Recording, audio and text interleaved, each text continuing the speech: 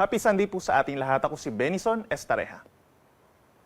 Patuloy pa rin po ang pag-ihip ng malamig na northeast monsoon or amihan sa malaking bahagi po ng Luzon na siya nagdadala rin po ng mahina hanggang katamtamang ulan, lalo na po sa silangang bahagi. Samantala, based sa ating latest satellite animation, meron pa rin po minsang malalakas na ulan in many areas of southern Luzon, Visayas at hilagang bahagi ng Mindanao. Dulot naman niya ng shear line o yung linya kung saan nagtatagpo ang malamig na hangin na northeast monsoon at mainit na hangin galing sa Pacific Ocean. Samantala, kung mapapansin po nila, itong low pressure area sa may silangan ng Mindanao ay tuluyan ng nalusaw or naging shallow circulation na lamang po. So ibig sabihin, hindi na ito makakaapekto directly sa ating kalupaan at naging cloud cluster na lamang po ito na siyang hindi naman nalalapit dito sa malaking bahagi po ng Visayas. Pero, bagamat wala tayong inaasahang bagyo na papasok ng ating area of responsibility in the next 2 to 3 days, meron tayong namataan po na cloud cluster or kumpul ng ulap dito sa may Solusi at maging dito rin po sa may silangan ng Luzon. Wala sa mga ito nakikita natin na magiging bagyo, subalit itong nasa may Solusi, possible na mag-iisang low pressure area sa loob ng 2 hanggang 3 araw at magpapaulan dito sa malaking bahagi ng Southern Luzon, western section of Visayas, and western portions of Mindanao. Sa mga susunod na oras, mataas pa rin po ang tsansa ng ulan dito sa Kabisayaan, gayon din sa Catanduanes, Albay, Sorsogon, Masbate, maging dito rin sa Romblon and Palawan, at dito sa Mindanao, sa Caraga Region, and Northern Mindanao dahil po yan sa shear line o yung linya ng banggaan ng malamig at mainit po na hangin. So minsan malalakas ang ulan dyan at mag-ingat pa rin po sa mga posibleng pagbaha, pag-apaw ng mga ilog at pagguho ng lupa. Kaya't lagi din po mag-antabay sa mga ipapalabas na advisories and heavy rainfall warnings po ng Pag-asa. Dito sa may silangang parte pa ng Luzon, Cagayan Valley, Apayao, Quezon, and Aurora, asahan pa rin po ang makulimlim na panahon sa mga susunod na oras at aasahan din po ang mahihinang ulan dulot naman ng northeast monsoon. Yung mga hindi natin nabanggit dito sa Luzon, overnight asahan ng bahagyang maulap at minsan maaliwalas naman po na gabi at may tsansa lamang ng saglit na mga pag-ambon habang may mga localized thunderstorms pa tayo dito sa may Bangsamoro Region, Soxargen, and Zamboanga Peninsula overnight. Bukas, araw ng Lunes, November 20, asahan ng mataas pa rin na tsansa ng ulan dito sa may Southern Luzon. Dulot pa rin po yan ng shear line o yung banggaan ng mainit at malamig na hangin. Pinapayuhan natin na magdala ng payong ang ating mga kababayan dito sa Mimaropa, gayon din sa malaking bahagi pa rin po ng Bicol Region, lalo na sa may Sorsogon and Masbate. Mag-ingat pa rin po sa mga baha at pagguho ng lupa.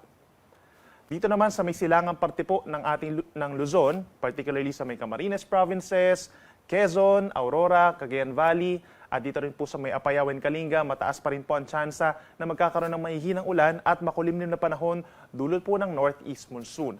At dito naman sa natitirang bahagi ng Luzon, kabilang pa rin ang Metro Manila, asahan ng bahagyang maulap hanggang maulap pa rin na kalangitan na may tsansa lamang po ng mga saglit na pag-ambon. Temperature sa Metro Manila posibleng bumaba into 24 to 31 degrees Celsius.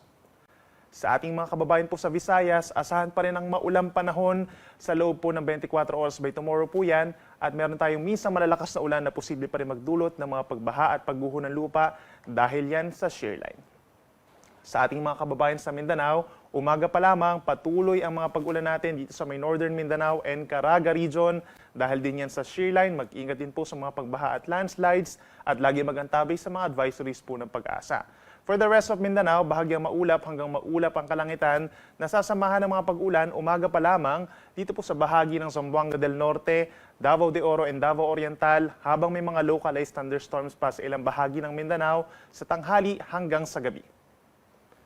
Meron pa rin po tayong gale warning dahil sa northeast monsoon sa Hilaga at Silangang Baybayin ng Luzon and Visayas.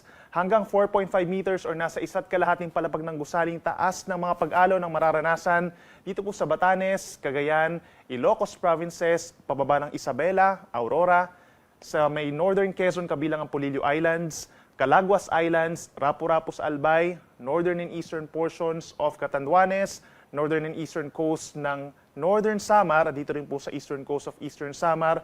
Delikado ang mga alon na ito sa maliliit na sasakyang pandagat, lalo na sa ating mga kababayan na nangingisda. At sa mga susunod po na araw, dahil mananatiling malakas itong northeast monsoon, asahan pa rin po ang maalong kalagatan, lalo na sa Hilaga at Silangang Baybayin po ng Luzon. At pagsapit po ng kalagitnaan ng linggong ito, asahan pa rin ang maulang panahon, lalo na sa Kabisayaan at dito rin po sa may Southern Luzon, epekto pa rin po ng shear line. At dito sa may western side, yung mga areas malapit po sa may West Philippine Sea and Sulu Sea, like kasama na rin po yung Basilan, Sulu, and Tawi-Tawi, and Zamboanga Peninsula. Patasin po ang tsansa ng mga pag-ulan pagsapit po ng Tuesday dahil naman yan doon sa possible na low pressure area or shallow circulation.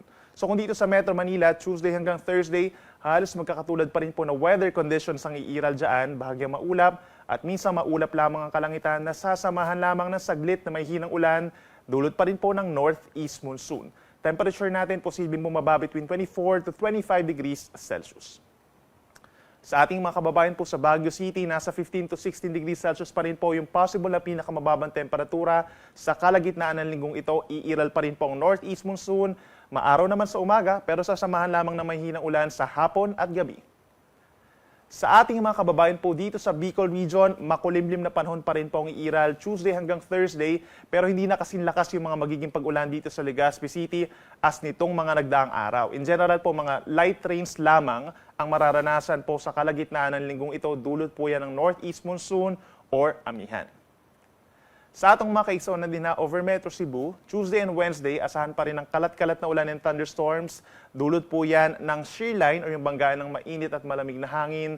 Mag-ingat po sa mga pagbaha at pagguho ng lupa. Then pagsapit ng Thursday, bubuti ang panahon, mababawasan ang mga pag-ulan, nasasamahan lamang ng bahagyang mainit na temperatura pagsapit ng tanghali. At panghuli, sa atong mga kaigsoon din na over Metro Davao at malaking bahagi na rin po ng Davao Region, Tuesday hanggang Thursday, asahan ng bahagyang maulap at minsan maaraw na nakalangitan at sasamahan lamang ito ng saglit na mga pag-ulan sa hapon at gabi dahil sa localized thunderstorms. Ang araw ay lulubog 5:24 ng hapon at sisikat ito bukas 1 minuto bago mag-alas 6 ng umaga. Yan muna ang latest mula dito sa Weather Forecasting Center ng Pag-asa. Ako muli si Benison Estareha na nagsasabing sa anumang panahon, Pag-asa ang magandang solusyon.